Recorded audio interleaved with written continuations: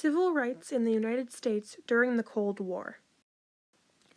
The Cold War and the Civil Rights Movement dominated in the United States from 1946 to 1975. After World War II, many more people, black and white, began joining the protests for equal rights between black and white people, and they wanted to end discrimination and racism in the United States. Martin Luther King Jr. was a big activist in the Civil Rights Movement. He organized boycotts and sit-ins, and he made the famous I Have a Dream speech. He was inspired by Gandhi, and he wanted people to protest peacefully. An example of a protest in the 1950s is shown on the right.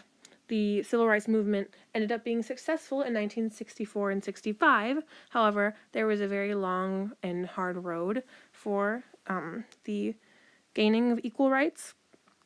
For example, Little Rock, Arkansas is a very famous place in Arkansas where many things happened, like one time some white students wouldn't let black students enter a school even though the school was desegregated, so there were many issues with that, and certain presidents in the United States at the time either didn't really have a personal connection with civil rights, so they didn't care necessarily about ending segregation, and some of them had racist tendencies themselves. So although it was a hard road, we eventually did gain civil rights, and this project is about some things that happened during the Cold War with civil rights. A big issue with all of the discrimination against African Americans in the United States during the Cold War was that the U.S. was being watched by countries like the Soviet Union. And the U.S. tried to say that they were this country that was like a free world, and they were capitalist and they were democratic.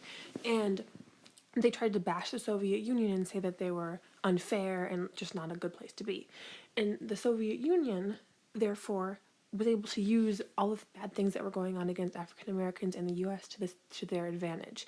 Because when you picture, police brutality and black people being murdered by white people, it's terrible. And the Soviet Union was able to use propaganda to fool their citizens and say that communism is the only thing that works, and democracy and capitalism will lead to all this terrible stuff like what's going on in the U.S. against African Americans. So the picture below is a photo of propaganda in the USSR during the Cold War. It is not a picture about African Americans in the U.S., but it's a picture about how the Soviet Union was trying to say that they were prospering, and versus the U.S. on the left, who has stormy weather, and then the Soviet Union on the right has sunny weather, and just to say how much better the Soviet Union was doing, trying to tell their citizens that. So that was they were able to use propaganda to their advantage in many ways, but especially for civil rights. Some big events that happened during the Civil Rights Movement were Brown versus the Board of Education, the Montgomery bus boycott, the March on Washington, and the Mississippi riot. The Brown versus the Board of Education was when segregated schools between black and white children were declared unconstitutional, so that was obviously a very big deal. The Montgomery bus boycott, which I have a photo of a part of that below, began with Rosa Parks, and then the people started protesting segregation on buses where black people had to sit at the back, and it became extremely successful. And then the Supreme Court ended up banning the segregation of buses, and the photo below is Rosa Parks sitting in the front of the bus the day that was put into action. The March on Washington was where Martin Luther King gave his iconic I Have a Dream speech, and it was a march for jobs and equality. And then the Mississippi riot was when people who wanted segregation protested a black man being let into the Mississippi state, or Ole Miss. So that was a big deal as well. So these were all very major and effective events that happened during the Civil Rights Movement. The Cold War and launching of the Civil Rights Movement.